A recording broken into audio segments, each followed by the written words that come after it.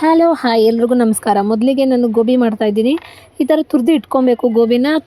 ಕೊಬ್ಬರಿ ತುರಿ ಮಣೆ ಅಂತೀವಿ. ಸೊ ಅದ್ರಲ್ಲಿ ನಾನೆಲ್ಲ ನೀಟಾಗಿ ತುರಿದು ಇಟ್ಕೊಂಡು 1 ಕಪ್ ಮೈದಾ ಹಸಿಟ್ಟು ಮತ್ತು 1 ಕಪ್ ಅಷ್ಟು ಕಾರ್ನ್ಫ್ಲೋರ್ ಅಂದರೆ 5 ಸ್ಪೂನ್ ಹಾಕ್ಕೊತಾ ಇದ್ದೀನಿ. ಫಸ್ಟಿಗೆ ಮಿಕ್ಸ್ ಮಾಡ್ಕೊಳ್ಳೋಣ. ನಾನು ಯಾವುದೇ ನೀರು ಆ್ಯಡ್ ಮಾಡಿಕೊಂಡು ಕಲಿಸ್ಕೊಂಬೇಡಿ, ಯಾಕೆಂದರೆ ಅದರಲ್ಲೇ ಆಲ್ರೆಡಿ ನೀರಿನ ಅಂಶ ಇರುತ್ತೆ. ಸೊ ಹಾಗಾಗಿ ಹಾಕ್ಕೊತಾ ಇಲ್ಲ ನಾನು ಯಾವುದೇ ನೀರು. ಸ್ವಲ್ಪ ತುರಿದಿರೋ ಅಂತಹ ಕೋಸನ್ನ ನೀರು ತೆಗೆದ್ರೆ ಇನ್ನೂ ಚೆನ್ನಾಗಿರುತ್ತೆ ಫ್ರೆಂಡ್. ನಾನು ಸ್ವಲ್ಪ ಅದನ್ನು ಮಿಸ್ಟೇಕ್ ಮಾಡಿದೆ. ಸೊ ಅದೇ ನೀರು ಹಾಕ್ಕೊಳ್ಳೋದು ಬೇಡ ಅಂತ ಇದು ಮಾಡಿಕೊಂಡೆ. ಆದರೆ ಏನಪ್ಪ ಅಂದರೆ ಕೋಸಲ್ಲಿ ಸ್ವಲ್ಪ ನೀರು ತೊಳೆದಿರ್ತೀವಲ್ಲ, ಸೊ ನೀರು ಜಾಸ್ತಿನೇ ಇರುತ್ತೆ. ಸ್ವಲ್ಪ ನೀರು ಇಂಟ್ಕೊಂಡು ನೀಟಾಗಿ ಕಲಿಸ್ಕೊಂಡ್ರೆ ಇನ್ನೂ ಸೂಪರಾಗಿರುತ್ತೆ. ಇವಾಗ ಚಿಲ್ಲಿ ಪೌಡರು, ಜೀರಾ ಪೌಡರು ಮತ್ತು ರುಚಿಗೆ ಎಷ್ಟು ಬೇಕಷ್ಟು ಸಾಲ್ಟನ್ನು ಆ್ಯಡ್ ಮಾಡ್ಕೊಂಡಿದ್ದೀನಿ. ಸ್ವಲ್ಪನೇ ಗರಂ ಮಸಾಲ ಮತ್ತು ಬ್ಲ್ಯಾಕ್ ಪೆಪ್ಪರ್ ಪೌಡರ್ ಆ್ಯಡ್ ಮಾಡಿಕೊಂಡು ಇದಕ್ಕೆ ಶುಂಠಿ ಬೆಳ್ಳುಳ್ಳಿನ ನಾನು ತುರಿದಿಟ್ಕೊಂಡಿದ್ದೀನಿ. ಸೊ ನಾನು ಯಾವುದೇ ಪೇಸ್ಟ್ ತಂದು ಹಾಕ್ಕೊಳ್ಳಲ್ಲ. ಕೊಬ್ಬರಿ ತುರಿ ಮಣೆ ಇರುತ್ತಲ್ವ, ಸೊ ಅದರಲ್ಲಿ ನಾನು ಶುಂಠಿ ಮತ್ತು ಬೆಳ್ಳುಳ್ಳಿನ ತುರಿದು ಇಟ್ಕೊತೀನಿ ಯಾವಾಗ್ಲೂ, ಏನೇ ಅಡುಗೆ ಮಾಡಬೇಕಿದ್ರು. ಸೊ ನೀವು ಇದೇ ಥರ ಮಾಡ್ಕೊಳ್ಳಿ. ಏನು ಒಂದು ನಿಮಿಷದಲ್ಲೇ ರೆಡಿಯಾಗಿರುತ್ತೆ. ಅದು ಯಾವಾಗ ಮಾಡಿರ್ತಾರೋ ಏನೋ, ಸೊ ಪ್ಯಾಕೆಟೆಲ್ಲ ಯೂಸ್ ಮಾಡಬೇಡಿ. ಸೊ ಹಾಗಾಗಿ ನಾನು ಅದನ್ನು ಮಾಡಿಕೊಂಡು ಸ್ವಲ್ಪ ತೆಳು ಅನ್ನಿಸ್ತು. ಸೊ ನೀರು ಅದೇ ಹೇಳೋದ್ನೆಲ್ಲ ನೀರು ಇಂಟ್ಕೋಬೇಕಿತ್ತು. ನಾವು ನೀರಲ್ಲಿ ಯಾವುದೂ ಆ್ಯಡ್ ಮಾಡಿಲ್ಲ ನಾನು. ಆಮೇಲೆ ಅದು ನೀರು ಇಂಟ್ಕೊಂಡು ಈ ಥರ ಕಲಿಸ್ಕೊಂಡ್ರೆ ನಿಮಗೆ ಗಟ್ಟಿಯಾಗಿ ತುಂಬ ಚೆನ್ನಾಗಿ ಬರುತ್ತೆ. ನೋಡಿ ಈ ಥರ ಮಾಡಿಕೊಂಡು ಉಂಡೆ ಮಾಡಿ ಇಟ್ಕೊತಾ ಇದ್ದೀನಿ. ರೌಂಡ್ ಶೇಪ ಸಣ್ಣ ಬೌಲ್ ಮಾಡಿ ಇಟ್ಕೊಂಡೆ.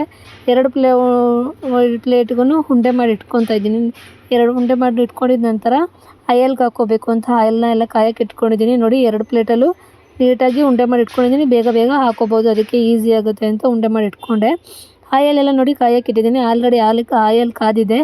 ಇವಾಗ ಉಂಡೆಗಳನ್ನು ನಿಧಾನ ಫ್ಲೋ ಫ್ಲೇಮಲ್ಲಿ ಬೇಯಿಸ್ಕೊಳ್ಳಿ, ಯಾಕೆಂದರೆ ಒಳಗಡೆ ಎಲ್ಲ ಅದು ಬೇಯಬೇಕು. ಇಲ್ಲಾಂದರೆ ತಿನ್ನಬೇಕಿದ್ರೆ ಹಿಟ್ಟಿಟ್ಟು ಥರ ಅಥವಾ ಹಸಿ ಥರ ಅನ್ನಿಸ್ತಾ ಇರುತ್ತೆ.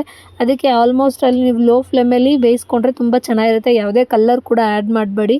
ನೀವು ಮನೆಯಲ್ಲೇ ಮಾಡೋದ್ರಿಂದ ನ್ಯಾಚುರಲ್ ಆಗಿ ಮಾಡ್ಕೊಳ್ಳಿ, ತುಂಬ ಚೆನ್ನಾಗಿರುತ್ತೆ.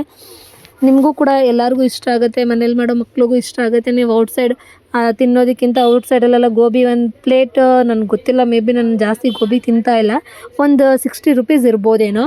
ಮನೆಯಲ್ಲೇ ನೀವು ಮಾಡಿಕೊಂಡ್ರೆ ಅದೇ ಒಂದು ಗೋಬಿ ಬರುತ್ತೆ.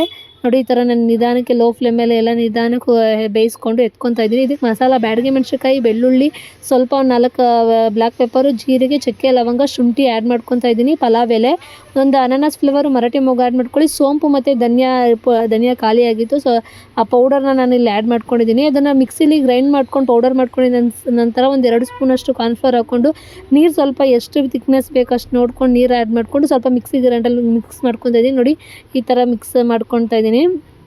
ಗ್ರೈಂಡಲ್ಲಿ ಮಿಕ್ಸ್ ಮಾಡ್ಕೊಂಡು ಇನ್ನೊಂದು ಸ್ವಲ್ಪ ನೀರು ಆ್ಯಡ್ ಮಾಡ್ಕೊತಾ ಇದ್ದೀನಿ, ಯಾಕೆಂದರೆ ಅದು ಬೇಯಬೇಕಿದ್ರೆ ತಿಕ್ನೆಸ್ ಬರುತ್ತೆ. ಸೊ ಹಾಗಾಗಿ ನಾನು ಏನು ಮಾಡಿದ್ದೀನಿ ಅಂತ ಹೇಳಿದ್ರೆ ಇನ್ನೊಂದು ಸ್ವಲ್ಪ ನೀರು ಆ್ಯಡ್ ಮಾಡಿಕೊಂಡು ಈ ಥರ ರೆಡಿ ಮಾಡಿ ಇಟ್ಕೊಂಡಿದ್ದೀನಿ. ಇದು ಗೋಬಿ ಮಾಡಬೇಕಿದ್ರೆ ಅದು ಸಾಂಬಾರು ಥರ ರೆಡಿ ಮಾಡಿ ಇಟ್ಕೊಂಡಿರ್ತಾರಲ್ಲ ಅದಕ್ಕೆ ಸ್ವಲ್ಪ ರುಚಿ ಹಾಕ್ಕೊಂಡಿದ್ದೀನಿ.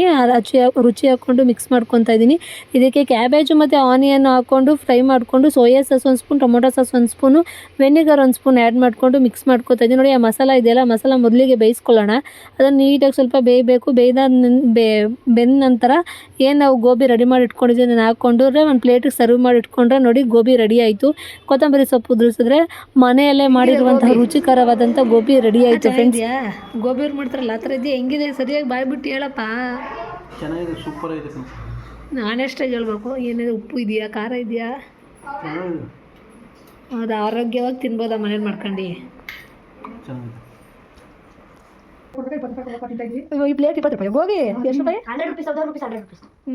50 ರೂಪಾಯಿ.